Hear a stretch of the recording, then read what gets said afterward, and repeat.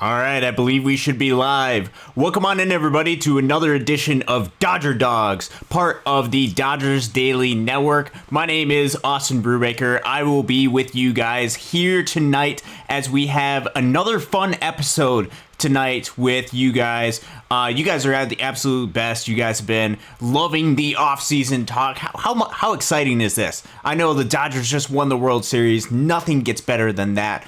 It is how do we get multiple World Series championships out of this run that each one of us is looking forward to. So I'm super excited to see each one of you guys here in the chat. This is going to be a little bit more of an interactive type show. I'm curious as to what your guys' thoughts are. Casey is not on the show tonight. He usually is on Mondays, is out fishing, or actually, that's a good question. I don't live out in Oklahoma, so I don't know how cold it's getting over there. I know here in the state of Michigan it's starting to get a little bit chilly. It was in the mid 40s today, and pretty soon there's going to be a whole lot of snow up here. Hopefully not too much snow out there in California, but super happy to be here with you guys to be able to interact and talk some more Dodgers baseball here tonight, as History Man is in the chat. Go Dodgers and God bless. God bless back to you as well. Showtime LA, thank you very much for joining us as well. Did you see Tyrone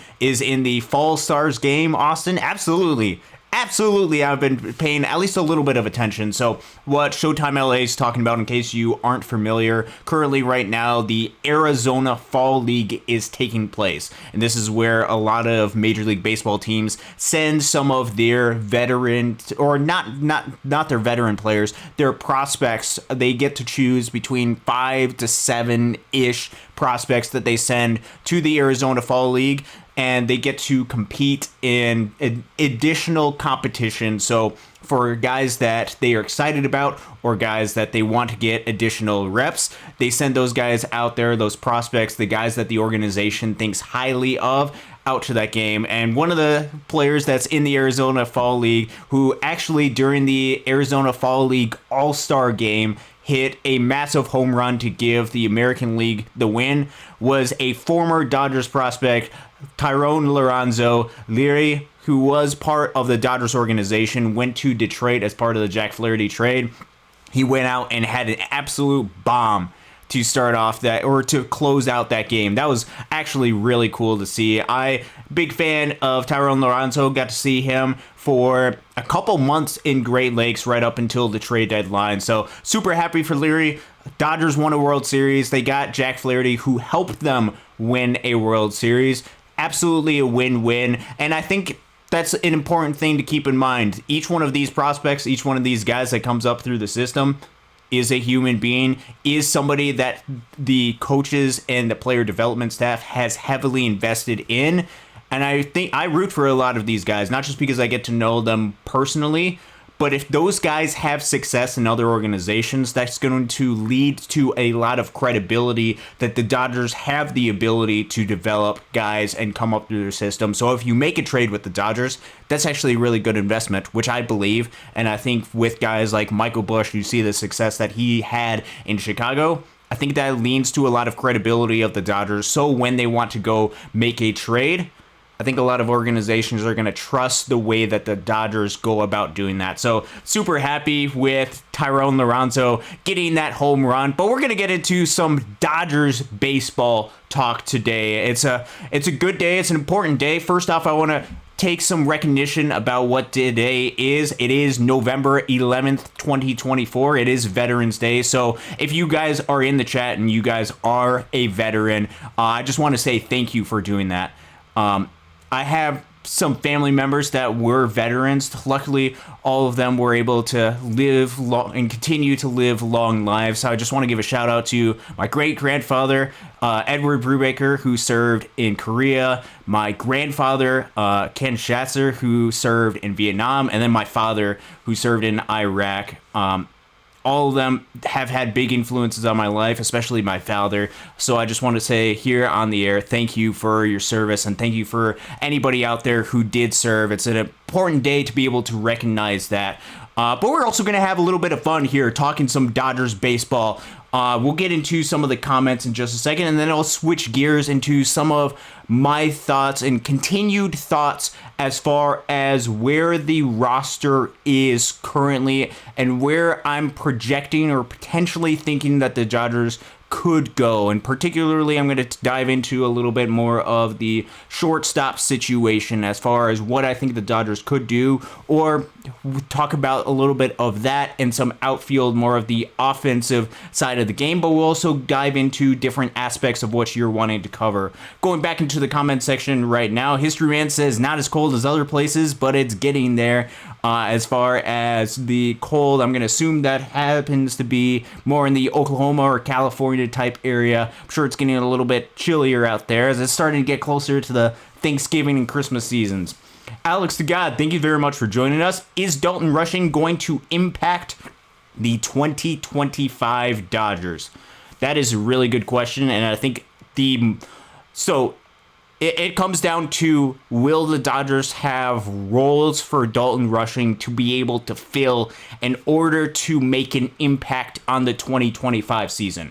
This is why on the show, when I talked about last Saturday, not a couple days ago, but the previous Saturday when I did my long show, and I've talked about this quite a bit, I highly respect the game and love the game of Dalton Rushing. It's going to be about what opportunities the Dodgers are going to be able to provide for opportunities for Dalton Rushing to succeed in.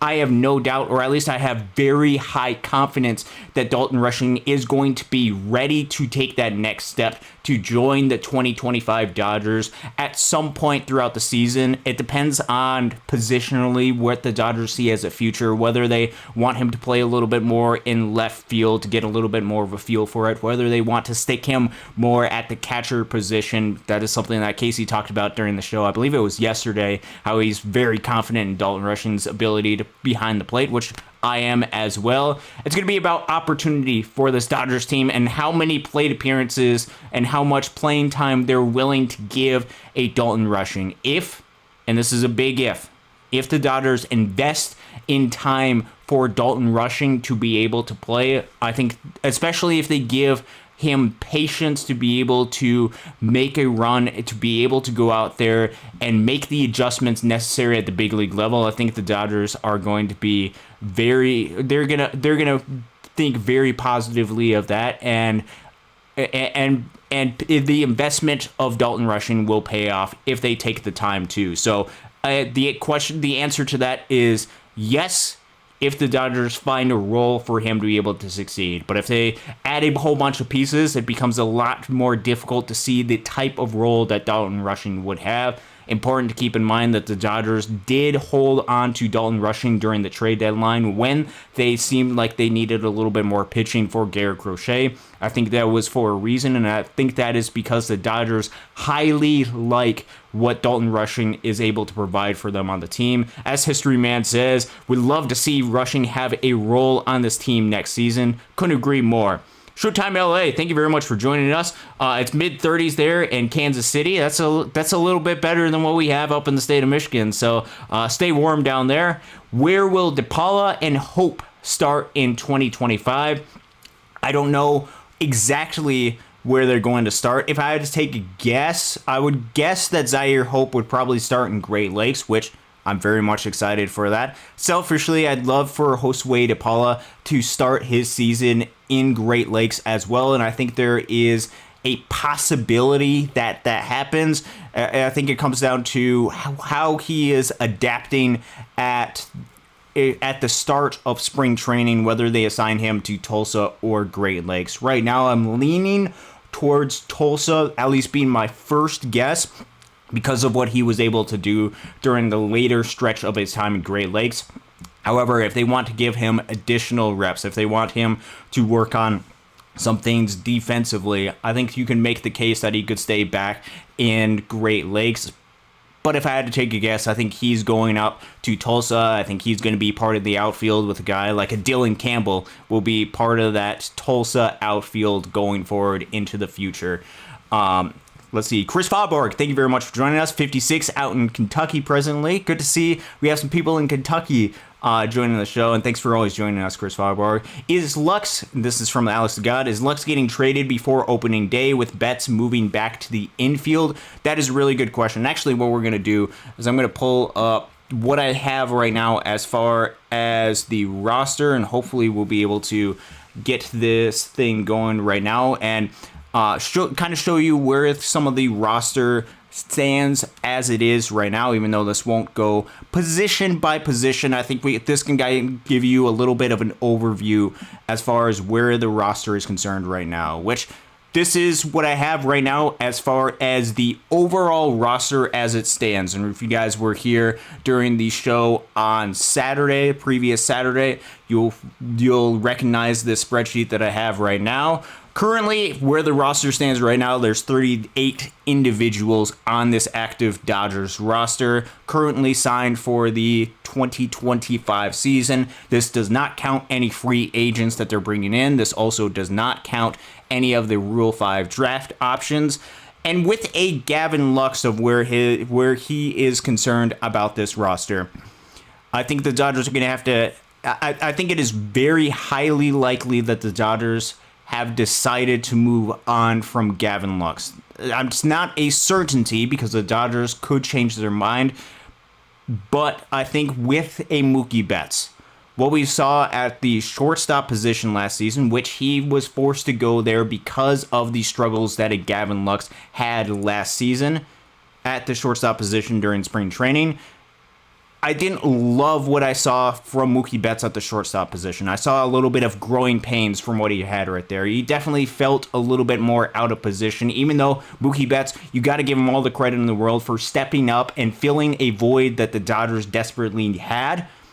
I don't think there's a need for that void, and especially with some of the targets that the Dodgers could go after at the shortstop position, I don't think you need Mookie Betts at a shortstop position. I think the most likely outcome, and I think the outcome that the Dodgers are envisioning, is Mookie Betts playing at second base. It would be either shortstop or second base. I can almost guarantee you that it's going to be at second base. If second base is the option, right now, Gavin Lux, his only position that I feel comfortable with, which right now he hasn't given any indication that he would be comfortable playing shortstop, although I guess they could give that another shot. I'm not super confident, and he didn't have a lot of success in the outfield.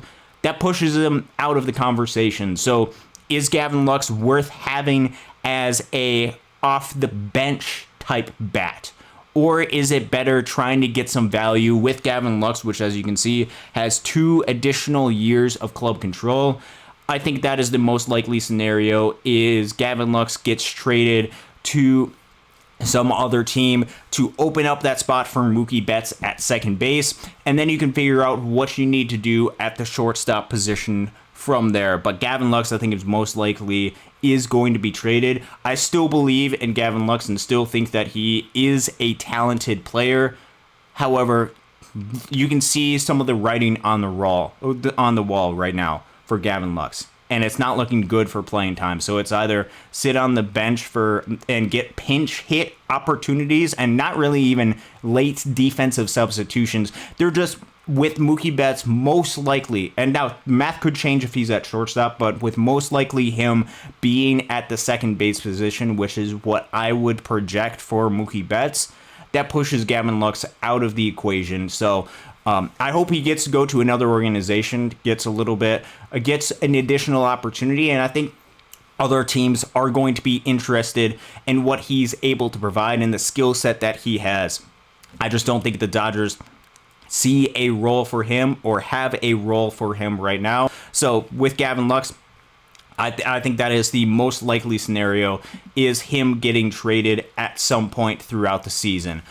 So that brings up an interesting question for this Dodgers team, and that it comes down to what are the other position players that the Dodgers could potentially target, and what are some of the areas of need that this Dodgers team could have. And what I'm going to do is I'm actually going to pull up where the Dodgers are at right now. We're going to utilize a little bit of a resource. We'll do a little bit of shared screen right now for the Dodgers and on Fangraphs. So we're going to look at this roster right now, where things stand, and then we're going to do a little bit of math and talk a little bit about shortstop and outfield positions and see where I'm at right now for this and what I think could potentially be the best for this Dodgers. So what we have right here is we have currently on Fangraphs, which you guys can just go to. You guys can go to fangraphs.com and see this resource for yourself. This is one of the resources that Casey and I use all the time. There's going to be a lot of ads on here, just a heads up. Where this Dodgers team right now, you feel really comfortable about this top of the lineup of where it sits right now, especially 1 through 6. You have Shohei, you got Mookie, you got Freddie, Will Smith, Max Muncy, Tommy Edman, Gavin Lux. As we talked about, currently Fangraphs has Mookie Betts projected at shortstop, Gavin Lux at second base. I think that is wrong, and I think you're most likely going to see Mookie Betts at second base. And then you either have at the shortstop position, you have an option of where you want to go right now. You could go to a Tommy Edman and a Miguel Rojas. Both of them are incredibly capable of handling the shortstop position. Both of them, if needed to, could fill in 162 plus the postseason amount of games at the shortstop position, not including any of the prospects that they have coming up, which does include a very talented shortstop prospect by the name of Alex Freeland, who could come up and fill innings as needed. You have two guys and you could also throw in Mookie Betts in a very emergency type situation that you could fill in at the shortstop position. You feel pretty good about where that's at right now. You look up and down at the rest of this roster. This is going to be what the bench is going to look like. Austin Barnes, Miguel Rojas, and Chris Taylor. Now, a question for you guys. Do you think the Dodgers should bring back a Kike Hernandez? Whether that is off of the bench, or whether that is after spring training starts, so the Dodgers don't have to utilize a 40-man roster spot right now. Do you want to see Kike Hernandez comes back? If he comes back, I don't believe it is for another starting role. I believe he would fill in this roster spot currently projected and occupied because there's free agents hasn't been signed by Ryan Ward, which I hope Wardo gets an opportunity, which, by the way, shout out to Wardo, who got a home run for USA Baseball just the other day. I saw that across the Twitter or X feed that I had. So he's still going out there and hitting bombs. Underrated prospect within the system. If you wanted to sign a Kike Hernandez, I think that would fill out the bench as it currently stands. So we have this right here. I think very likely from where the roster is right now, you have a couple of different options of what you want. Clearly, I think there is a little bit of a hole for the Dodgers when it comes to the outfield in particularly, or there at least is going to be a desire to go and get a more high impact type of outfielder. Now, there's a very good argument, and I've made a lot of these different arguments, that you could utilize the talents of a Dalton Rushing in the outfield since he has made that transition, or at least started to make that transition into the outfield. I don't know if the Dodgers are going to go down that path. In fact, I think the most likely scenario right now, and this is as of November 11th, 2024, as I'm currently speaking, is the Dodgers would go out and likely try to at least re-sign a Teoscar Hernandez. You could make the argument, and we can get into this conversation of Teoscar Hernandez or a Juan Soto, but I think it's most likely, if you're just talking about the most likely scenario out of those two, is for them to go out and get a Teoscar Hernandez, in which case he has a lot of familiar to this organization. I think that is the most likely scenario. So then you would slot him into one of these outfield spots. Very likely would take the spot of a James Outman. You would swap Teo and Andy Pages. So Andy Pages likely goes to right field, Teoscar Hernandez to left field. And then you have one additional spot that you have available on this roster. Again, this is assuming that the Dodgers go down the strategy of re-signing some of the guys, trying to bring back some of the culture that they had of Teoscar Hernandez and a Kike Hernandez. Teoscar and Kike Hernandez.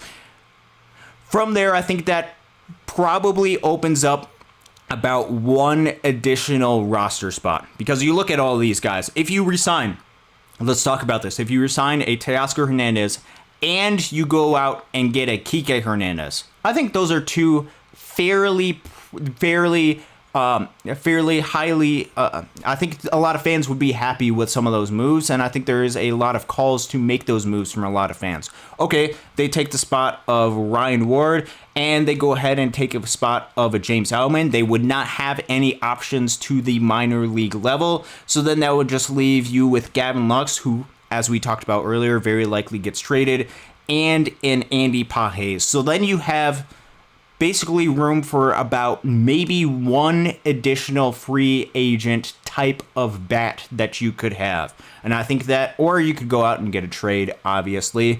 The reason why I say one, I do not believe that Andy Pages should spend much time in the minor leagues unless he completely struggles, similar to what we've seen from some of the past players in this organization. I believe that Andy Pages should get every single opportunity to get consistent, regular plate appearances to see if he is the major league type of player that could come up through the system, that can help be a cost-controlled option on the right side of the aging curve. The aging curve, what I'm referring to, is with players that age, and as they get older and older, especially as they get on the other side of 30, which if you look at a lot of these players on the other side of 30, typically the production starts to go down quite a bit. So I want some of the guys on this team to at least have some upside and room to grow from there. So let's say they go out and get Kike Hernandez. Let's say they get Teoscar Hernandez, which for Teoscar Hernandez, if you're talking about me personally, I would not be comfortable for anything longer than 3 years. Dodgers have a lot of money. They can do whatever they can to try to shorten that deal while also getting Teoscar Hernandez to that pension required, 10 years required to get the pension with Major League Baseball. I think that would be a little bit of a win-win. So this is just assuming a lot of different things. I think that opens up the option for the Dodgers to go out and target one of two positions.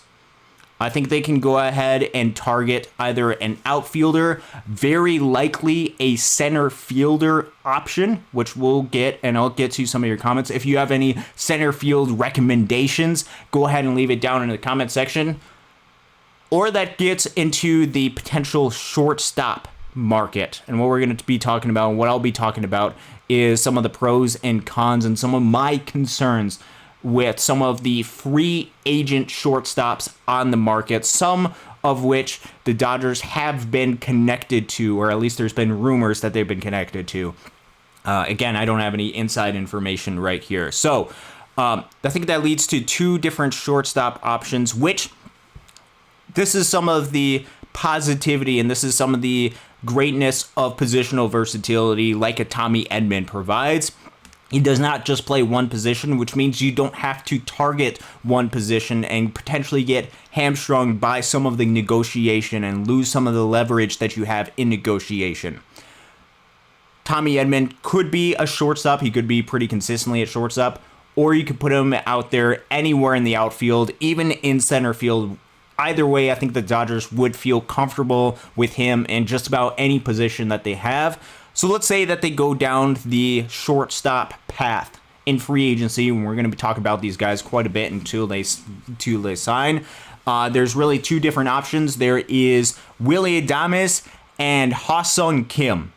Now we're going to talk about Willy Adames first right now, and we're going to load this screen in just a second. I'll cut back to me while that screen is loading. It takes a little bit to load that. With Willy Adames, he is entering his age 29 season. He's had a lot of success throughout his big league career up to this point, particularly the past couple of seasons. So we'll go ahead and look at some of the numbers that he's put up right here. You can see consistently putting up 3 to 4, almost 5 WAR throughout his career. WAR being kind of the standard statistic in measuring the overall value of a player. You can see that he consistently puts up really good numbers.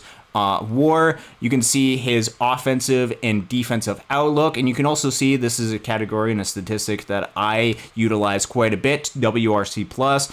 takes the overall component of an offensive performance and puts it as a number where 100 in league is league average. Anything above it is above league average. Anything below it is below league average. So with, like, for example, his last season, he had a 119 WRC plus. He was 19% better than league average. And when I'm looking at a player like a Willy Adames, what I'm looking for is the profile of player that he has. And also, and this is something that's incredibly important to keep in mind, I'm also, when evaluating these free agencies, trying to find specific flaws in each one of these players, because it is important for the Dodgers to understand the type of player that they are getting and understand some of the negative aspects that could come with that type of player, especially if it's going to cost a lot of years and a lot of money. Money, not really so much worrisome for the Dodgers, but the year investment that it takes for each one of these players can be worrisome and can come back to haunt you. I think with the Dodgers right now, if they had to make a choice as far as some of the players that they would have on their roster based off of performance, I don't know if they would give Chris Taylor a contract during the 2025 season, given what he was able to contribute in 2024. However, because they signed him to a longer-term deal, a 4-year deal, they're stuck with that contract, and he will be on the Dodgers roster to at least start the 2025 season, assuming that he does not get traded. I think there's some limitations that you can have, and you also have to consider that there's been a lot of free agents that have not worked out in the past. So when I'm looking at a Willy Adames, I'm trying to think critically about the profile, the type of player that he is, as far as where there could be some potential downside. So some things that I like. Puts up some decent power numbers. You can see he's had, over the past several seasons, at least 24 or more home runs, and he's consistently put up a lot of different plate appearances. You can see that reflected in his ISO numbers. League average is about 150. Anything above that is pretty good as far as the power contribution that he's able to provide. ISO just representing isolated power. So he's able to provide a decent amount of power, which you know that this Dodgers team loves having those power hitters on their club. He's able to provide quite a bit of power. He also, during this most recent season, was able to add a speed element to his game. You can see he most recently wasn't stealing a whole lot of bases until last season. Some of the rule changes, I'm sure, helped, and he added aggressiveness. Stole 21 bases. What are some areas that I'm concerned about, which I had mentioned previously? Is this adding a little bit more to the boom or bust mentality for this Dodgers team? You can see his strikeout numbers throughout his career is sitting at about 27%. You can see it's gone down a little bit and progressively gotten better, and especially with the power output, he's gotten to a place where you feel pretty comfortable about where the strikeout numbers, given where the power production is right now. You feel pretty decent about that. However, there's still a lot of guys on this Dodgers team, or at least some guys on this Dodgers team, that you worry about a little bit as far as their boom or bust strikeout mentality, particularly with guys like a Max Muncy, or if they resign a Teoscar Hernandez, Dodgers have a lot of guys that can make contact, like a Mookie Betts, Freddie Freeman. Their strikeout rates aren't high. Or Will Smith doesn't have it too incredibly high. Tommy Edman. So if you want to go lean into that power potential, but still come with that risk of strikeouts, you're just going to deal with a little bit of inconsistencies from here and there. So that's something to keep in mind. I'm not overly concerned. I'm definitely concerned about that, and especially as he ages, I think that could be something that could become a little bit worrisome. What I'm worried about, and I think this is the perhaps most worrisome trend with Willy Adames, has to be with his most recent season at the shortstop position.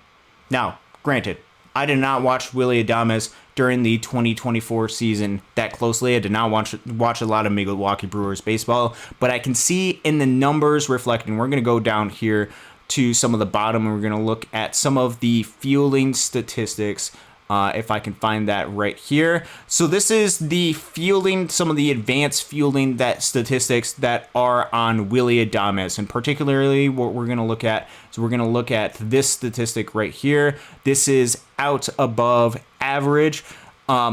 With this statistic, what I'm seeing right now, what Willy Adames was able to produce during the 2022 and 2023 seasons. Incredible defender at the shortstop position. One of the better defenders at the shortstop position at his game. What we saw last year was a regression back to being about league average, which in the past, during some of his previous shortstop seasons, he was below average defensively. And we can see with Willy Adames, he only has played the shortstop position aside from 77 innings at the second base position. Is Willy Adames and his defense a little bit of a concern to this Dodgers team? Has it regressed to a point where, especially with Willy Adames, and I think this is something that is incredibly critical to understand, which I'm going to switch screens and we'll go back to that in just a second. Incredibly critical to understand is you have to understand the time commitment that it's likely going to take for each one of these guys in order to get them. With a Willy Adames, at least the projections as it stands right now are that he's very likely to receive a 6 to 7 year deal, likely costing $160, $150, $180 plus million, and especially at a premium position like the shortstop position. That is a very highly coveted position across the game of baseball. With Willy Adames, that is a lot of time, which I know and understand the argument. Hey, the Dodgers have to win, and they want to do whatever they can to win a World Series. They got to win their second World Series, and they'll do whatever they can to win it in 2025. And I think that is definitely something that the approach that the Dodgers could take, but that can be detrimental if you don't take into account long-term implications of these decisions. With Willy Adames, continuing to have him, who has been a shortstop for a long time, play that shortstop position consistently as he is starting to enter his age 29 season. 6 to 7 years has him entering his age 34, 35 season.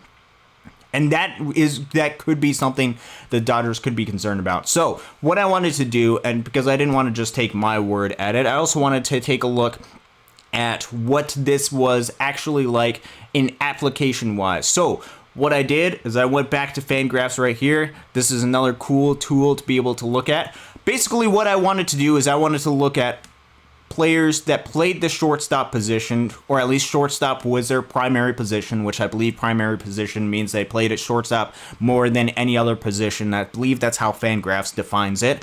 And I wanted to look at age 31 plus. Now, if you're getting a player like a Willy Adames, he currently is 29 years old. He will be entering his age 29 season. So that is just entering into his third year of his season. So I wanted to see what type of players are playing the shortstop position at age 31 or plus during the 2024 season. So all I did was look at shortstops, looked at 31 plus, and then I just set the minimum playing time to be 200 plate appearances. I could have gotten a lot higher, but I just decided to set it at 200 plate appearances because I wanted to see what type of players are currently playing the shortstop position consistently who are age 31 plus. Because if you're going to sign a Willy Adames, that is a long-term commitment, and the expectation is that he would be able to play shortstop long-term. These are the players that came up that are 31 plus who played shortstop at a primary position. You have Mookie Betts, who I think we all agree is a great player. I would not define him as a shortstop. I think he filled that position, that void, as needed for this Dodgers team. You have Trey Turner, phenomenal player. I think he's a better player right now than Willy Adames, and better player than Willy Adames as of when he was back there. Also a little bit more dynamic of an athlete from what I've been able to determine for Trey Turner. You also have Miguel Rojas, aging a little bit, Dylan Moore, and then you have Nick Ahmed, Javier Baez, and Tim Anderson. You can see there is a drop of production from what we're seeing right there. Now, that's just 2024, and this could take a second to load just because I got a lot of things going on the computer. What about 2023? Let's just go back and look at the past couple of seasons. We have a few more names on here, nothing of which is too incredibly impressive. Now, I think with each one of these guys, as far as the age of what they're at, and Willy Adames, I think he's probably better than each one of these guys, but still isn't the greatest list of names at the shortstop position, or at least the greatest level of production at the shortstop position. Remember, these are just guys, primary shortstop position is shortstop, 200 or more plate appearances. Look a little bit further, you still have Elvis Andrus, who was a solid player throughout his career, a little bit more contact-oriented at the plate. Brandon Crawford's going to be a name that you're going to see come up quite a bit. Still some little bit of regression. You still have each one of these guys having really positive defensive values at the shortstop position. We'll go back at least one more year and be able to look at this. You look back one more year, you got Miguel Rojas, Brandon Crawford, you got Jose Iglesias, Elvis Andrus, Nick Ahmed, Alcides Escobar. Each one of these guys, perhaps solid, but if you're talking about for the majority of these guys, and outside of the exception of Brandon Crawford, who went on that incredible 2021 Giants team, which the Dodgers did beat the Giants during that season, a lot of guys who are just decent to okay. The reason why I bring this up is not to say, okay, this is exactly the type of player that Willy Adames is going to be once he enters his age 31 season. This is a cautionary note to keep in mind that for guys that are playing the shortstop position, you have a lot of guys who had really good seasons early in their career, yet later in their career, the investment of what you're paying them might not technically be worth it for the long term of that contract. So is it something where the Dodgers, and if the Dodgers are able to get a shorter term deal for a lot of these guys, I'd be all in for. If they got a Willy Adames on a 3-year type deal, I'd be all in on that type of contract. I just don't think that that is the type of deal that Willy Adames, unless it's vastly overpaid what Willy Adames is going to get. I don't know if that long-term type of deal, especially when you're talking about years 3, 4, 5, 6, 7, especially that 4, 5, 6, 7 down the line, when you have additional aging players that you could have under contract during that time period, is going to be great for this Dodgers team, which when we're talking about what I'm trying to do right now with this Dodgers team, I think this Dodgers lineup is really solid. If you threw it out there tomorrow, and especially if they, let's just say that they just re-signed Teoscar Hernandez and Kike Hernandez, I would feel incredibly confident about this lineup's ability to go out there and have a ton of success, especially because I believe in Andy Pages and Dalton Rushing, and I think the organization believes in each one of those. I point to the fact that Andy Pages played almost every single day for this Dodgers team during the 2024 season, and the fact that they did not trade Dalton Rushing. I think those are two bats that could be good, solid impact bats for this team. What this is pointing out is some of the potential concerns that I could have long-term, both with the defensive evaluation, with especially if Willy Adames, if his defense is coming down, and if second base isn't going to be an option for this Dodgers team during the long term, if that's going to be the primary position for Mookie Betts going forward. I think that limits some of the option for Willy Adames as far as where he could go, and you do not pay someone 7 years, $170 million to go and be a bench bat.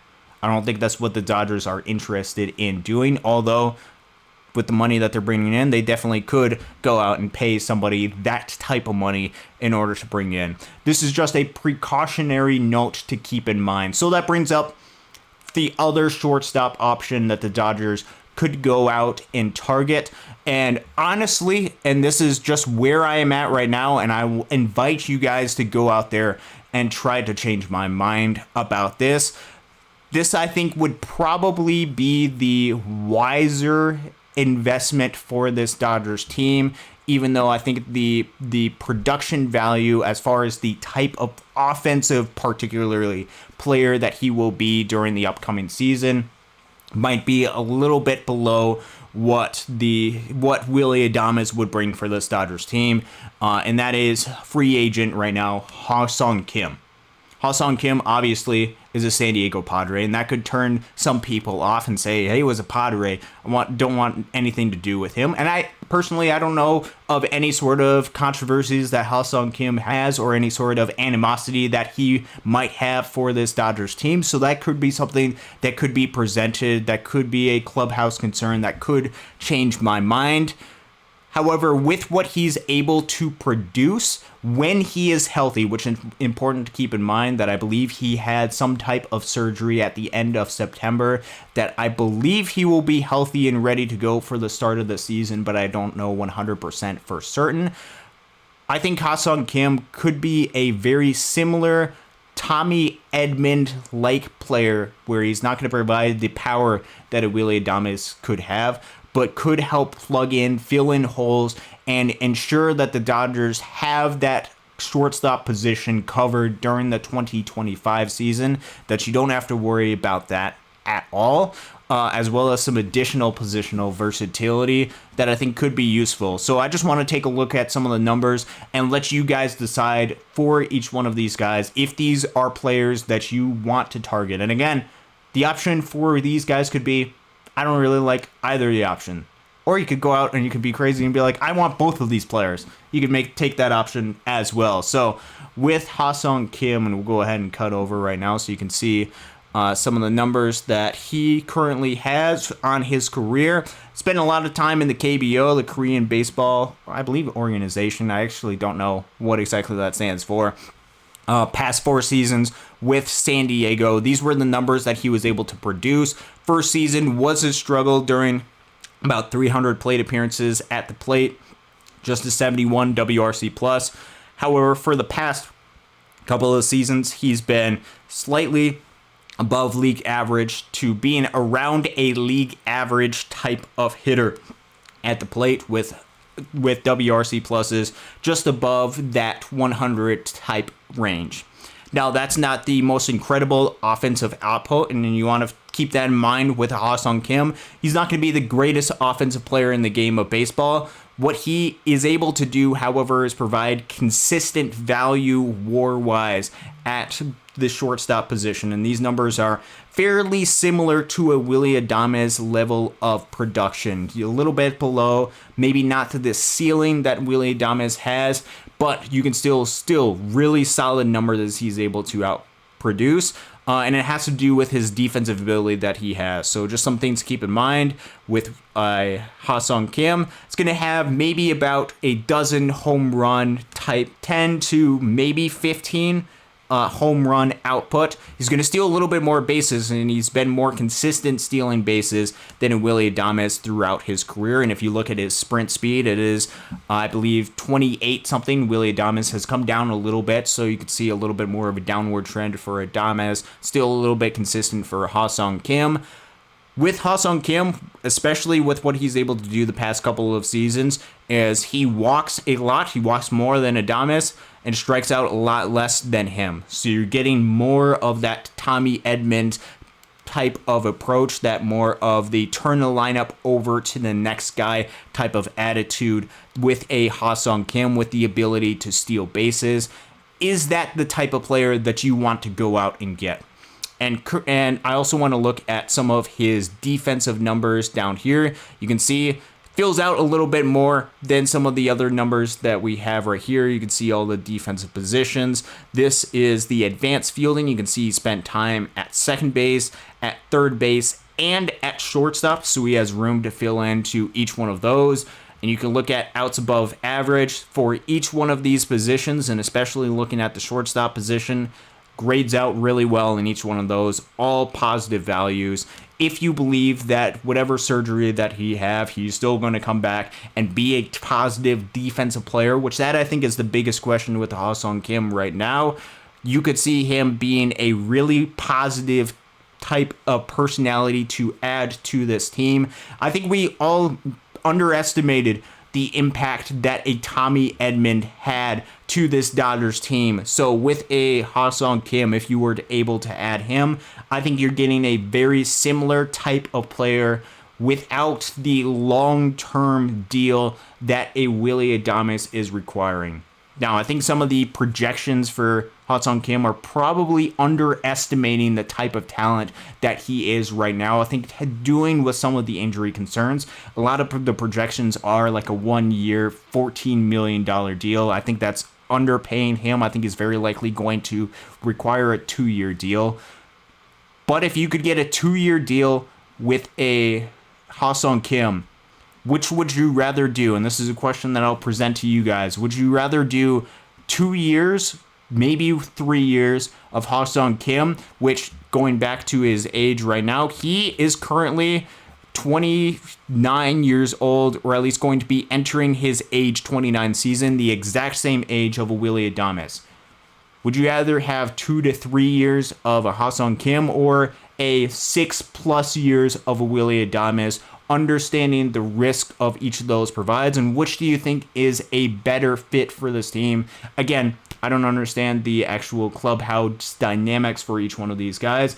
I just want to present these two guys at the shortstop position because I think these are especially as free agents, the two of the most likely candidates for the Dodgers to be able to target, and especially if they bring back a Teoscar Hernandez and a Kike Hernandez, you're dealing with very limited roster availability for there, especially if you want a Andy Pages to be part of this Dodgers team, which I believe 100,000% he should be part of this Dodgers team, or at least be given a spot to compete for on this Dodgers team.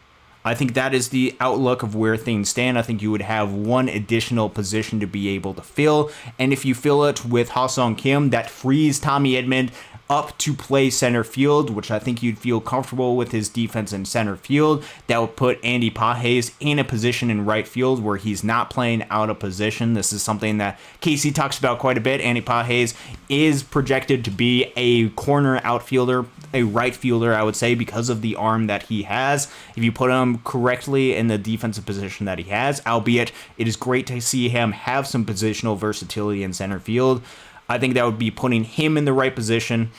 I think your defense in the outfield won't feel too bad if you have Tommy Edman and an Andy Pages, even with a Teoscar Hernandez out there in the outfield, which I'm not high on his defense out there. And then when it comes to the infield defense, I think you would be really comfortable with whoever you would put at the shortstop position, and that doesn't require a long-term deal for this Dodgers team. Where this Dodgers team is at right now, obviously they want to make the moves to make this team as successful as they can be. Part of building the dynasty is avoiding the mistake, avoiding the long-term contract that's going to put your organization into a hole or be one of those compounding mistakes that causes you to drag your feet, not be able to make that next move. And where I'm at and what I think the Dodgers have to consider is avoiding the mistake. Yes, we want to build this into a dynasty, but we also don't want to make the mistakes that causes this dynasty to fall or limits the ability for this dynasty to go out there and make the necessary moves in order to be successful going forward. Be great to sign every single free agent and make this team as airtight as possible, and there will be moves and there should be moves to make this Dodgers team better.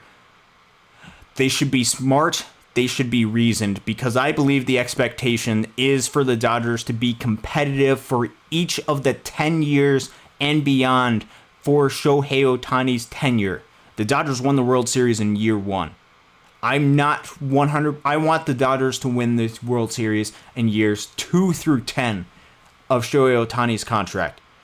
And part of winning a World Series during that time frame is to make sure that for years 6, 7, 8, and 9, although that shouldn't be the primary focus, you should be focused on year 2 right now.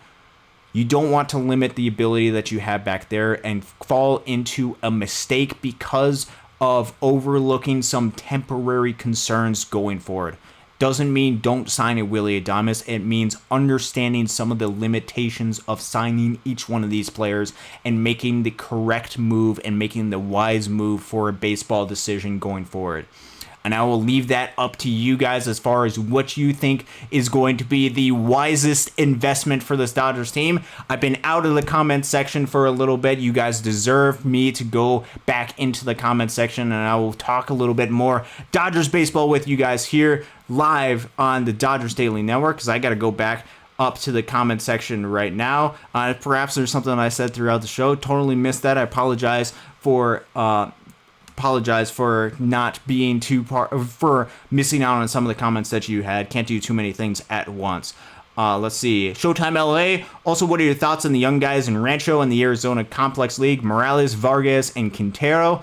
I have not had the chance to look at them. I try to leave my judgment open until I get a chance to see them in Great Lakes, because I don't spend a lot of time in the Complex League. I trust the organization and their approach in bringing those guys up. There's a lot of rumblings, there's a lot of talents, but until I get a chance to watch them in person and see them every single day, I try to limit my evaluation for them. Still, there's a lot of rumblings and a lot of excitement about each one of those guys, so keep each one of those guys in mind. Young Yi, trade Lux, Outman, and Rushing for Crochet and Luis Robert.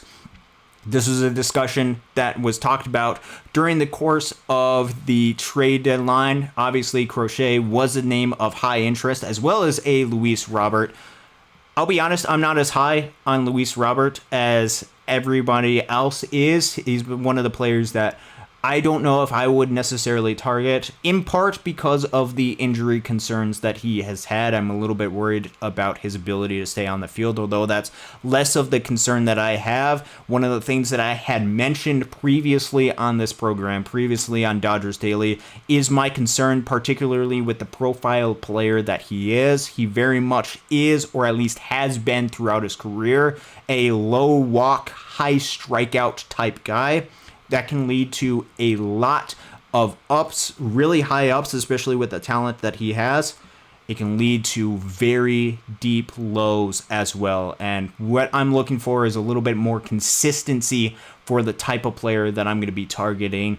And I'm concerned with a Luis Roberts. That type of profile has led to some failures. Not saying that he will become this, but that is the exact same type of profile like a player like a Javier Baez has had in his career. And if things spiral out of control, the Dodgers don't want to be stuck, or at least give up a ton of talent like a Dalton Rushing for a Javier Baez type of player. Now, Garrett Crochet could be somebody that could see the Dodgers target for pitching. And if we're talking about pitching, one, I first want to say I'm very confident in the Dodgers' ability to go out and get a Roki Sasaki, which means 4 out of the 6 Dodgers starting pitchers I think are filled in during this upcoming season. You would have a Shohei Ohtani, a Yamamoto, you would have a Tyler Glasnow, and a Roki Sasaki. If you bring back a Walker Buehler, which I think a lot of Dodgers fans would be happy with, that's 5. And then you can maybe add another one if you wanted to go out and get another high-level pitcher, or if you wanted to fill that in with some of the younger guys, like, for example, what Landon Knack did throughout the regular season. I think in any other team, he would be given additional opportunities to be that starter. It's if you got the Dodgers to go out and get a Corbin Burns, or go out and get a Max Fried, or one of those type of players you could see them targeting. For Crochet, I think they could potentially target him. For the White Sox perspective, I think they would definitely be interested in a Dalton Rushing, although they have traded for some catching prospects in the past. I don't think that would be much of a concern to them. Could be something to keep in mind that the Dodgers were not willing to trade Dalton Rushing previously. And for Gavin Lux, I don't think the White Sox would be too particularly interested in him, because you got to look at it from the White Sox timeline. They lost the most games in Major League Baseball history. Gavin Lux has 2 additional years of club control. I don't believe the White Sox are going to be competitive for the next 2 seasons, given how many losses that they have, and given the state of the roster of as far as where it currently stands, and especially if they give up a Crochet and Robert, I don't think he would be of any use for the White Sox. James Outman could be an interesting name to bring up, and especially if the Dodgers have no plan for James Outman going forward into the future, I would want James Outman to get an opportunity somewhere in another organization. It's important to keep in mind James Outman was one of the better center fielders in the game of baseball during the 2023 season. Somebody, if it's not the Dodgers, is going to give him another opportunity to be able to prove that, and he deserves to get that additional opportunity. What's my trade package for Crochet? I'm waiting on Crochet right now. Actually, I'm waiting. So with the Dodgers pitching as far as where it's at right now, at least where I'm currently standing, is I'm looking for guys that can provide innings, consistent, regular innings to this Dodgers team. With a Crochet, I don't know if he's got the high upside, about as high of an upside as anybody that you could go ahead and target for this Dodgers team. What I'm looking for and what I want to make sure gets filled in, especially because I don't know how Shohei Ohtani is going to be able to do for an additional amount of innings. I don't know how Roki Sasaki, if he comes to this Dodgers team, would be able to fill out those innings. If Roki Sasaki does not sign with the Dodgers, I would be much more inclined to go out and get a Crochet and provide an additional guy who can be able to provide additional innings. I just want to, that is my main concern, and especially with Crochet, after his first year being a starting pitcher, I don't know exactly how he's going to be able to react towards that. That would be another one of these high risk, high reward type of deals, which the Dodgers have done, and those are the type of pitchers that they have targeted. I don't know if that's the type of deal that I would go out and target right now. Continuing to go down, Sammy Boy Smith has a Lux, Outman, Ryan, and Robo type of trade for Crochet and Jr. I don't think the White Sox would go after that, especially with River Ryan dealing with an injury right now. But it could be something interesting to keep in mind. Chris Falborg, do you think they'll try Lux at shortstop again? If he sticks around with this team until the start of spring training, I could say probably yes. However, right now, I think the most likely scenario is he does get traded going forward for this team.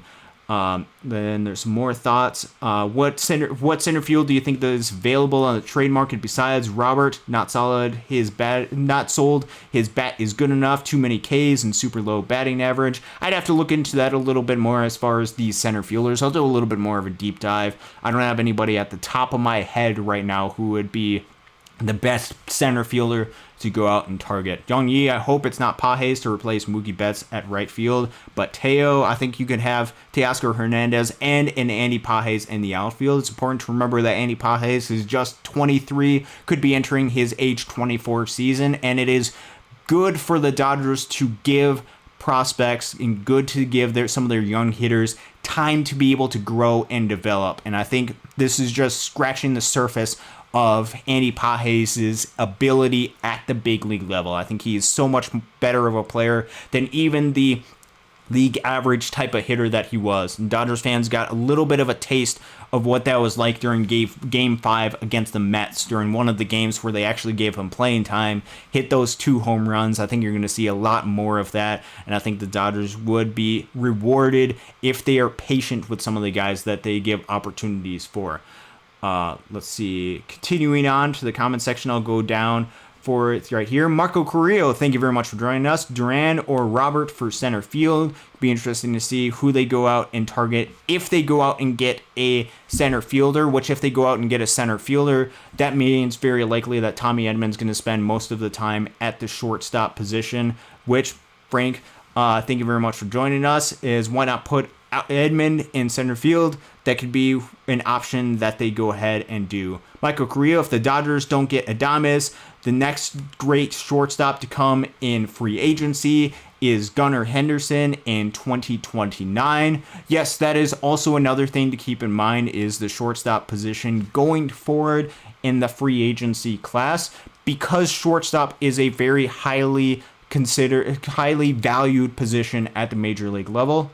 A lot of teams are not allowing their talented shortstops to reach the free agency mark. So if you wanted to go out and get a shortstop, you would go out and target it as they become available. The question is the need or desperation to get a shortstop before it is too late put you into a hole which you could otherwise avoid with the type of players that you have currently.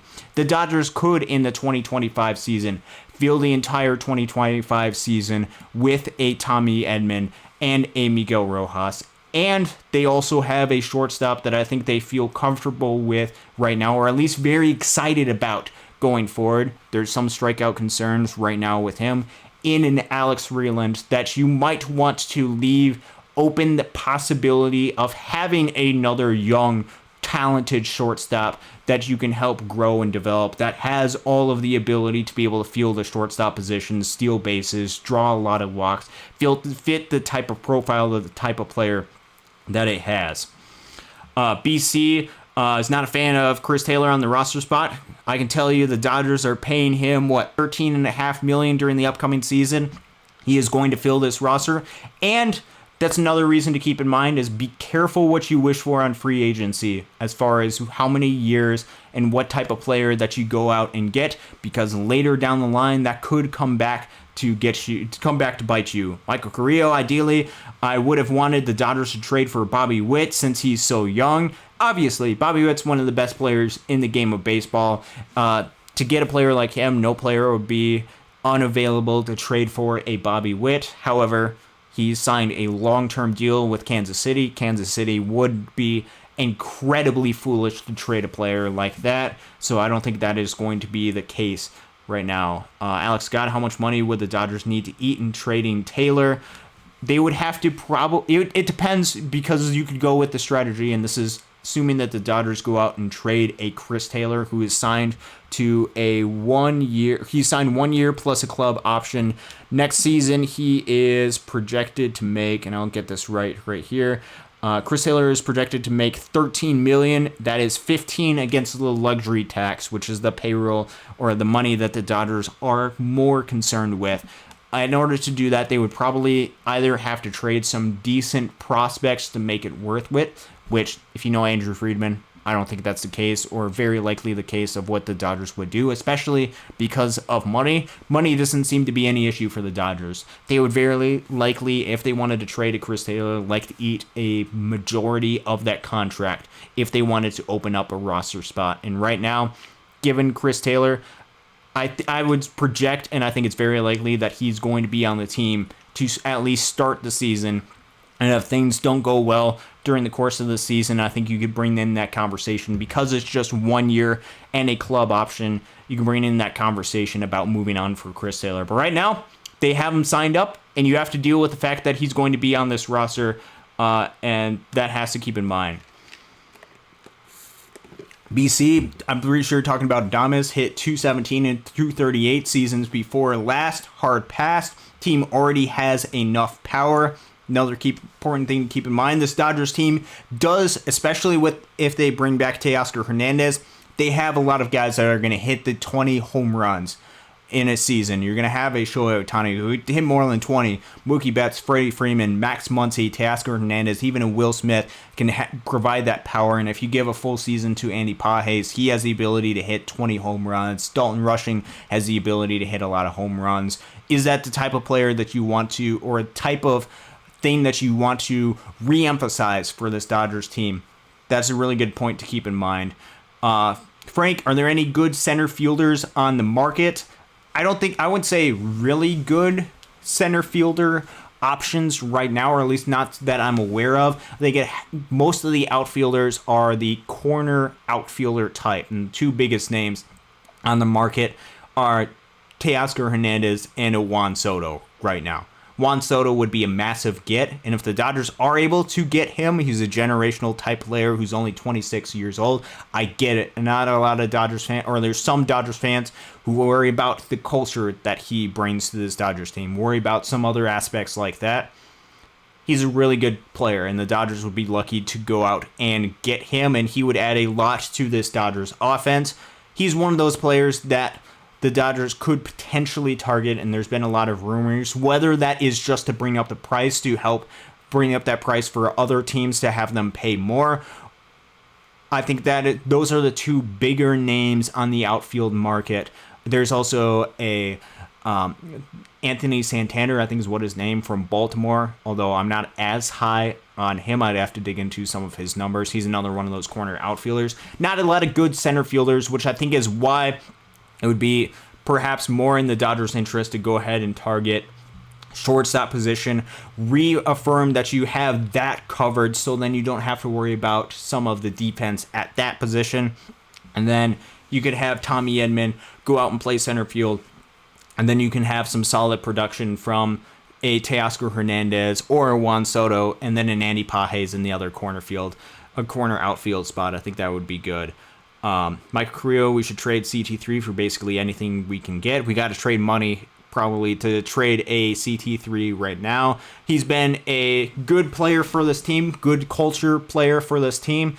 But I think that right now his production-wise from where it was last season wasn't great. Now, he could surprise us during this upcoming season. I think everybody was trash-talking during the offseason Austin Barnes, and I think a lot of you, including myself, were part of that conversation. And he went on to, albeit with very limited plate appearances, put up some solid production at the offensive side of the plate, which did surprise me last season, and I think you could potentially see the same thing for a Chris Taylor. However, I think this is very likely the last season for Chris Taylor at the price that he is under contract with, and the Dodgers, because they made that investment, are very likely going to keep him around. Smitty Money, how much is the Dodgers payroll for this season? They are very close to some of the luxury tax threshold. So where I have it projected right now, which this kind of varies, is around on the projected luxury tax of about $260 million. Now that could be off a little bit. This is based off what I saw and what I added based off of all the players that are currently in the organization on the 40-man roster right now.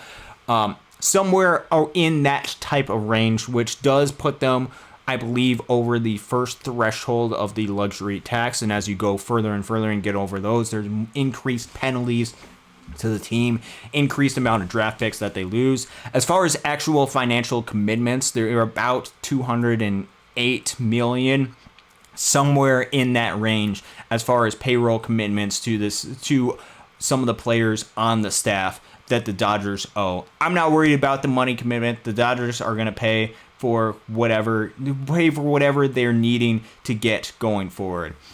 Alex DeGod, will the Dodgers pay both Teoscar Hernandez and Dames? Might have to choose between one and the other. Think outfield is more important. If they had to choose between the two, I would agree with you. I think outfield is probably more important to get a consistent presence at bat in the outfield right now, and I think that would be something that'd be really good for the Dodgers team to be able to go out and get going forward. Alex God would rather bring in an impact bat than an average bat like Kim. Edman, Rojas, Betts can hold down shortstop position. Good point to be able to make. If you go out and get a Teoscar Hernandez, what type of impact bat would you want to get? Let's say that you get two bats that you want to add to this team, which I think is very likely for this Dodgers team. Let's just assume that they bring back Kike Hernandez, which is not a guaranteed type of deal that the Dodgers would do, but let's just say for argument's sake they go ahead and do that and they add two different players. I think you could add two different outfielders or an outfield and a shortstop. I think that would fit the needs for the Dodgers as far as what they're able to get going forward. For this team, as far as what they're going to get, do you want to go out and get two impact type of corner outfielders, which I think would bring Andy Pages very likely into the center field conversation, or do you want to push him into a corner outfielder? I think that is an important conversation to have. I think obviously Ha-Seong Kim is more of a league average type of bat, and you might not want too many of those league average type of bats.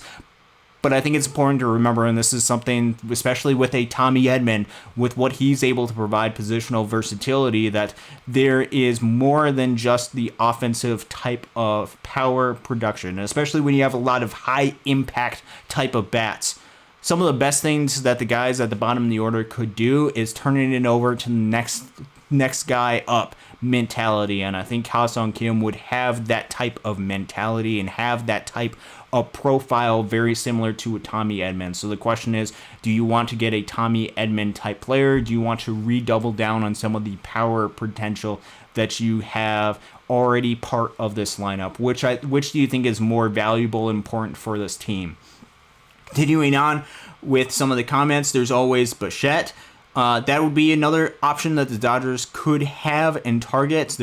We've talked about it before. I don't think that is very likely right now unless that comes at the trade deadline. So if the Dodgers have a need at shortstop, they could target a Bo Bichette at that point. Otherwise, I don't think that is something that the Dodgers are going to target right now during free agency, just because I think the Blue Jays it might be foolish of them, but I think they want to be at least somewhat competitive during the last year's, I believe this last year contract for Bo Bichette and Vlad Guerrero Jr. I think they want to at least give it a chance. And if things don't go well, I think you could see Bo Bichette become available at the trade deadline, but not right now. Rob Bart, do you want Sasaki? Yes, I do. I think he's going to be... I think all the reports on him, which I haven't watched a lot of Roki Sasaki, but I've read a lot of reports on him. Incredibly talented. I would be more than excited to see the Dodgers go out and get a Roki Sasaki. Continuing on, Sammy Boy Smith, Matt McClain will be traded too. He's a good shortstop. He was 4th Rookie of the Year behind Outman. He's also the brother of one of the guys in the Dodgers system, Sean McClain.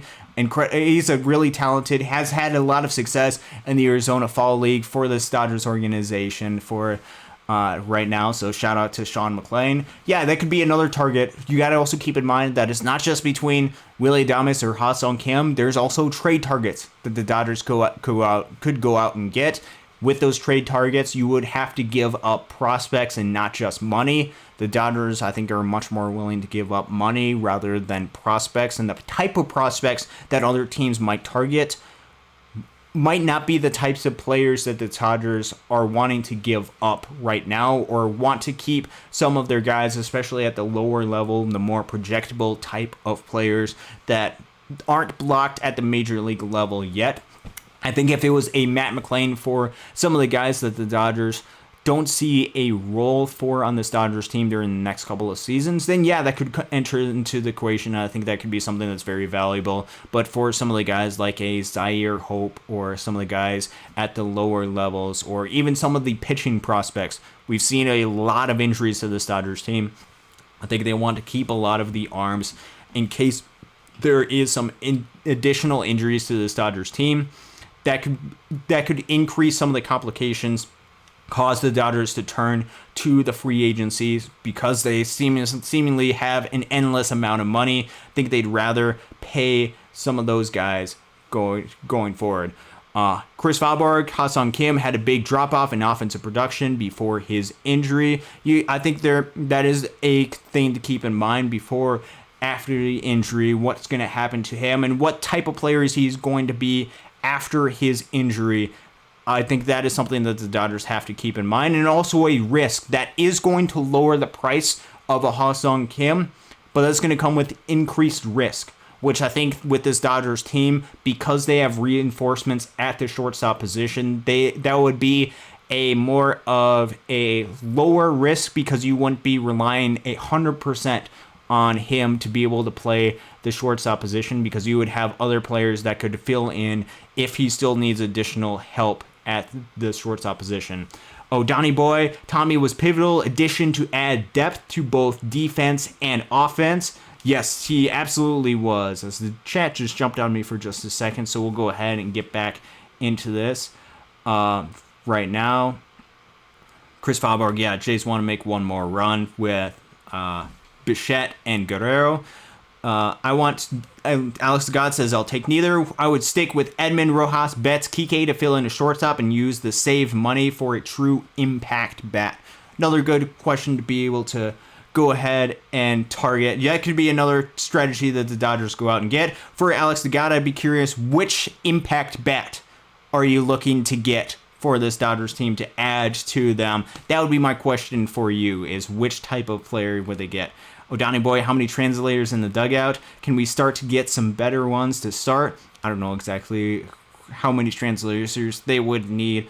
And I don't care as long as they're productive on the baseball field. Nando 390, they could sign Adames long term and just move him over to third base once Muncie's time's up. That could be an option that they move. We have not seen Willie Adames play third base before, so I don't know what that defense is going to look like. Also, another thing to keep in mind, and this is something that Casey has brought up on the show, and something that I'm concerned about because I want to see, and I believe that Dalton Rushing needs to find a way onto this team and find some additional playing time. One of the options for defensive versatility that could come up for either him or Will Smith is the third base position. Max Muncy will be the third baseman for this Dodgers team next season and very likely will be the third baseman in 2026. After that, there's going to be an opening, and I think you could potentially, not guaranteed, but potentially see some versatility for a Will Smith or a Dalton Rushing at that position, because that could be one of the positions that opens up, that allows both of them to get playing time while still having Shohei Ohtani at the designated hitter position.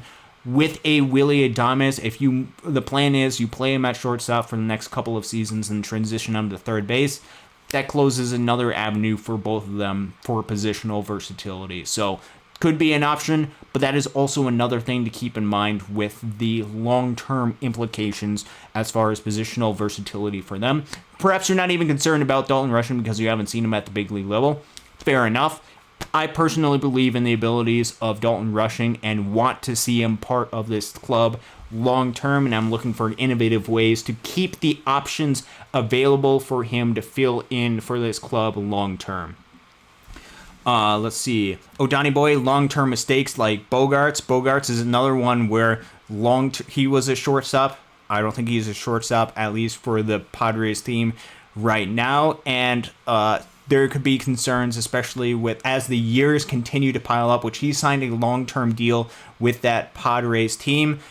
I think there could be some concern with what he's going to be able to provide at the later stages of his career. And that could be one of those contracts that you could come up to regret. That is something to keep in mind. Let's see. BC agreed Kim over Adames, but don't really want either. Good to keep in mind. Norm Lee, don't let sentiment override rational thought. This roster was imbalanced and not overwhelming. It was a miracle home run and a New York implosion away from being down 3-1. Number of positions in need of upgrade. Okay, then what position? So then with this Dodgers team, I think a lot of that had to do as far as the series with New York, which they did win that series. They deserve to win that series. They had the most wins during the regular season in 2024. They deserve a ton of credit, and we're going to celebrate them as World Series champs.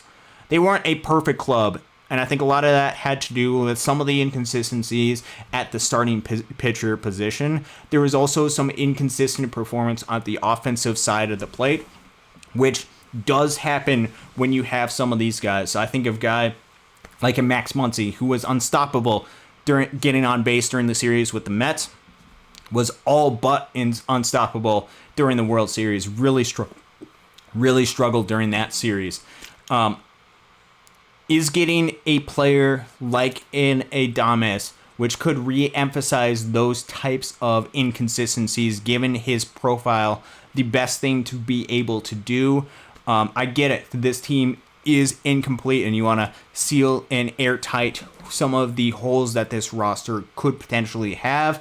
There is risks that you are going to be taking in order to do that. The Dodgers did win that series. I think they deserve to win that series, and they did everything they could to play fundamental, smart baseball to win that series. And I'm not saying don't make any moves to improve this team. I'm saying make the right moves to not hamper the long-term outlook of this Dodgers team and avoid the mistake that could bring the downfall of this Dodgers dynasty that they are trying to build. That's what I'm trying to do. Avoid the downfall of this Dodgers dynasty. Normally, with a 6-man rotation and one fewer arm in the bullpen, I believe upgrading the bullpen is a priority. They need to be younger arms who can effectively pitch back-to-back. Hoffman and Minter would be great. Yeah, I'm going to be looking for more with that bullpen, which I think is important to keep in mind. This is something that Jay had brought up during the chat previously, is with the Dodgers and their outlook for this pitching, one of the things that Shohei Ohtani does provide is, I believe, and you can correct me if I'm wrong with this, is he provides an additional arm for the Dodgers to be able to target, to add to this roster. So typically, what you have is you have 13 pitchers and 13 positional players. Shohei Ohtani is special. He can do both, which I believe means that the Dodgers could have 13 pitchers and Shohei Ohtani, which means I think they could technically have 14 pitchers as part of this team, and that includes a Shohei Ohtani. I believe that is the case. You could correct me if I'm wrong, which means you would have the Shohei Ohtani, 5 other starters, and 8 bullpen pieces. Now, I have been loud about this, still believe that you need some guys that are going to be able to provide some length out of the bullpen so that you are not pitching the same exact relievers, the 8 relief pitchers that are part of their bullpen. If you pitch them every single other day, you'll wear them out and they won't be ready for the postseason. You need some guys that are going to be able to provide length and do something that this organization has done a lot at the minor league level, and have piggyback starts. What I mean by piggyback starts is have a starter go out there, provide 4, 5, 6 innings, and then have the guy behind him go and pitch another 3 to 4 innings to kind of bridge that gap, and have 2 guys that are going to provide bulk type innings. I think there has to be at least one. I think ideally there would be 2 of those type of guys. For me, I would personally like to see some of those guys come to the further developments of some of the younger arms that they have out of their bullpen, or guys that they have coming up through their system. Because what I also want for this Dodgers team is them to be able to develop some of the guys that they have in-house, as well as find ways to win. And it's not going to do Justin Robleski, it's not going to do Landon Knack, Ben Kasparius any good to sit the entire season in an Oklahoma City Comets uniform. They're not going to be ready if they're needed to or called on. I think the Dodgers need to set a certain amount of innings that they want and make sure that each of them get. And I think they need to space out some of the innings that they provide some of their pitchers a little bit better. Come with a new strategy. Make sure that you don't use all of Tyler Glasnow's innings up before September. Don't allow him to get a career high in innings and then have him not be ready for October. I think they can be creative and innovative, but if they want to go and try to look for an additional arm out of the bullpen that could provide length, I think that would be good. You also have to keep in mind there's going to be some arms and optionality out of the bullpen, meaning guys that can be sent down to Oklahoma City when needed, and then another guy that can be brought up to help fill that roster spot. There's not a lot of guys in this Dodgers bullpen that have the ability to go down to Oklahoma City. When looking at this Dodgers bullpen right now, and these are the guys that are currently projected for this Dodgers bullpen right now, where you have it stand, which I'll go ahead and cut over to the screen right now. You have, as part of a 6-man rotation, you have Yamamoto, Ohtani, Glasnow. I think those are rock solid. I think if Roki Sasaki, I think you would have him in position. And then the rest of the starting pitching options, you have Gonsolin, Bobby Miller, and Dustin May. Dustin May does not have any minor league options. Tony Gonsolin and Bobby Miller do have minor league options. With Dustin May, if he is healthy, I would prefer him to come out of the bullpen. I think most people would agree with that. For other guys that have 0 or no options, Michael Kopech, Anthony Banda, Evan Phillips, and Ryan Brazier, you would not be able to send any of those guys down to the minor league level. I do not believe that you would send Alex Vesia or a Brewstar Gratterall down. And if you wanted to bring a Brent Honeywell, he has 0 minor league options as well. I think if you're going to bring guys and have them be part of this Dodgers bullpen, having the ability to go up and down to Oklahoma City, and as guys need additional rest, you are able to provide them with additional rest, has to be something that the Dodgers keep in mind and have a strategy to go about. You could go and do some sort of phantom injured list, which I think the Dodgers have, and every team in Major League Baseball has taken advantage of at periods of time throughout the season. But you also have to have guys that can come up and fill that void, and when guys get healthy, be able to send them back down without having a tough decision to cut one of the guys that you don't want to cut. That's important to keep in mind out of this bullpen. Let's see, going right now, BC, I see 3 Japanese and 3 Southern California starters. They could go with that. J Raiders Nation, Ellie De La Cruz in 2029. We'll see what happens, and we'll see how well he's doing at that point. BC, if Taylor makes their playoff roster, this team's not repeating. He was on the playoff roster this year, and the Dodgers made it to the World Series and won the World Series. I would say, with this team, understand that every single Major League Baseball team has flaws. No team is without flaws. And if Chris Taylor is the worst that this team has, and they have a bunch of other superstars, I would still be very confident in the Dodgers' ability to go forward, and don't give up on players quite yet with this Dodgers team. And I think with what they paid Chris Taylor, he's going to be part of this Dodgers team. He's been an important part of this team. We're just going to have to deal with it going forward. Chris Valborg, the Royals wouldn't be anything stupid for trading Bobby Witt than Boston was for Mookie. That was a pretty dumb decision. Yeah, they're not going to trade a Bobby Witt Jr., so there's no point in doing that. Normally, eat $10 million of Taylor's contract and trade him for international pool money. That might be the best they could hope for outside of a full waiver and eating the whole contract. Those are some of the options that Chris Taylor has. Until then, I expect him to be part of the roster. Hepatitis see you later. Edmund, 24, shortstop. Freeland, 25 through 28, shortstop. In order to stop yet, and with cost control players till Gunnar Henderson, a true shortstop that is worth paying, is available in 2029 is my plan. I like that plan.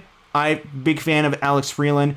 I think having an additional guy there to help bridge the gap and have him to be able to come up and grow. So if you wanted to go out and get a Ha-Seong Kim to a 2-year deal, let's say it's a 2-year deal, that would bridge the gap into 2025. I think that would relieve some of the pressure for the Dodgers to put all their eggs in the Alex Freeland basket for 4 seasons, which would be the 2025 or 2028.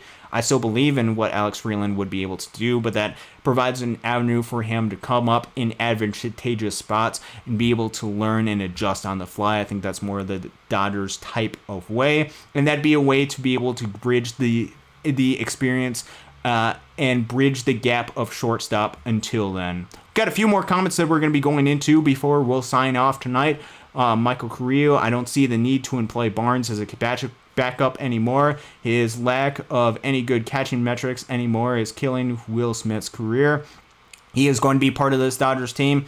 You just got to deal with another year of Austin Barnes. They signed him to another year. He will be part of this Dodgers team for right now.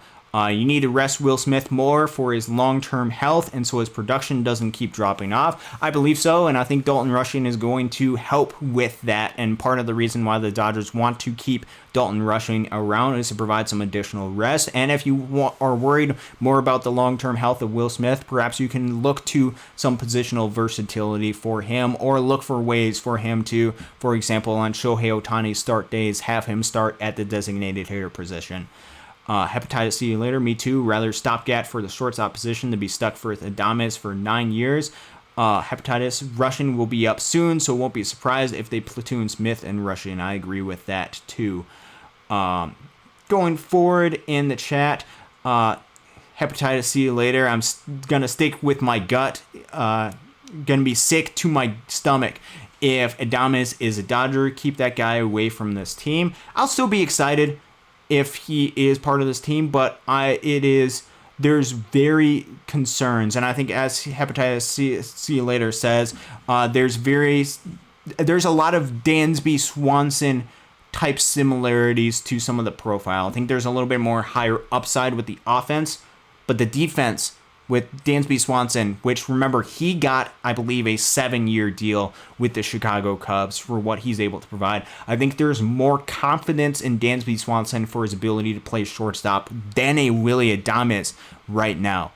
And with a Willy Adames, if there's less confidence that he's going to be able to play the shortstop position long term, You're going to be relying on his offense to be able to carry that production for him. And especially if he moves over, let's say he moves over to third base long term, is a 120 WRC plus worth the type of long-term contract that he's going to provide? And that's the highest WRC plus that Willy Adames has been able to produce. It's more like a 110, slightly above league average for that. I don't know if that's the long-term best move for the Dodgers, but again, the Dodgers know a lot more than what I know. Michael Carrillo, the long-term concerns I have on this team are shortstop, center field, and third base. Yes, that is long-term concerns that this team could have. They have some potential answers that they could have right now. I think that's some of the ability that having a player like a Tommy Edman, who's not the longest-term type of player because he's 29 years old, but having him be able to fill in holes at any one of those positions and be able to provide about league average play at the bat while very good defense, I think is able to provide so an incredible amount of value to this team, and why they targeted him so heavily. Good evening to you, Gregory. Those Dodgers, thank you very much for joining us. Imagine Fried and Snell and Sasaki going to the Dodgers. That would add an insane amount of starting pitching to this Dodgers team. You would be talking about a Yamamoto, Ohtani, Glasnow, Sasaki, Max Fried, and Blake Snell rotation. That would be virtually unstoppable, albeit from injuries. And I think that's could be where you could see the Dodgers invest a little bit more, is into the pitching aspect, as opposed to just because they've dealt with a lot of injuries and they want to make sure they have some of those starters. I would be looking for some of those starters that you could conceivably try to rely on a little bit more, even though you can't predict when these pitchers are going to go down. Those Dodgers, Tanner Scott for free agent. We'll talk about that on a different episode. There could be a little bit of an issue as far as fitting guys onto this roster for the bullpen and making sure that they're all healthy, ready to go. Let's see. We'll talk about that. I'll talk about that with Casey a little bit more on one of the other upcoming episodes that we have. Hepatitis C later. Bonda was found off the scraps. Bullpen is the only area where it's better to dumpster dive than pay big money for a reliever. That is an important aspect that we'll talk about when talking about different relievers and going out and targeting them. Sam Boy Smith, let the Astros give Scott $100 million, just like they gave Josh Hader. Gregory questioned, Austin, do you think we will see Dustin May pitch for the Dodgers again? Great question. Does the Dodgers think that he's going to be healthy enough? I believe he has one more year left under team control. If he doesn't pitch this season, I don't know if we'll ever see him on the Dodgers. And if the Dodgers need to open up a roster spot, and this is something especially to keep in mind if they want to protect anybody from the Rule 5 draft, if they want to protect some of those guys, they have some options that they can move on from, especially guys that don't have options to go down to the minor leagues, like a Connor Brogdon or so there's some other guys that are on this roster that could be a part of that category. A Zach Logue, that's the name that I was thinking of right now. Or potentially Brent Honeywell. But if you want to go even further, Dustin May could be in that category as well, especially if they're not confident if he's going to be healthy during the upcoming season, and they're just going to have him on the roster just in case. Let's see. Michael Carrillo, ideally a trade almost a fourth of the roster right now. Okay, be curious to see which one of those guys you'd be interested in trading. It says cut Logue and Connor Brogdon. I would probably agree, just because I don't see them having a future on this Dodgers bullpen, and they have 0 minor league options. Trade Michael Grove. That could be an option. He does have minor league options, so I don't think they would trade him unless they absolutely see it as necessary right now. Trade Cartaya and Lux. Lux I could see. Cartaya is a little bit more of a question mark, although his future very much is in question right now. He could be part of the package to free up a 40-man roster spot, but you'd have to trade it to somebody who is high on a Diego Cartaya and who wants him on the 40-man roster as well. But I still believe in some of the talent that he has going forward. Hepatitis, see you later. The Dodgers are waiting for some of their younger prospects to be ready. Josue, Quintero, Yoendry, Morales, Zaire Hope. That's a real crop that are at positions of need, but they need stopgap options in order to get there. Yes, it's also it's also going to take a while for them to be able to get up and ready. Sammy Boyd, Ronan Kopp, one of my favorite players in the system, should be ready after All-Star break. We'll see how he does with some of his command issues. I know that was getting into this season, which he missed the start of the season going into it. Struggled a little bit, to say the least, at the start of the season, but there's still a lot of talent with Ronan Kopp. If he's able to remain in control and stay with what he's able to control, he's an incredibly talented pitcher. Still going to be a little bit for him. He's not Rule 5 draft eligible, so the Dodgers don't have to add him then, so it has to be a roster spot that opens up for him to be given that opportunity. Normally, the problem with giving homegrown prospects a real chance with the big league club is that LA is consistently on the title chase at 100 miles per hour. Unless a kid can hit that speed at the get, they won't use him. I agree with that, but I would say that I would prefer the Dodgers to be able to change some of that philosophy or a little bit, or at least grant a little bit more grace with that.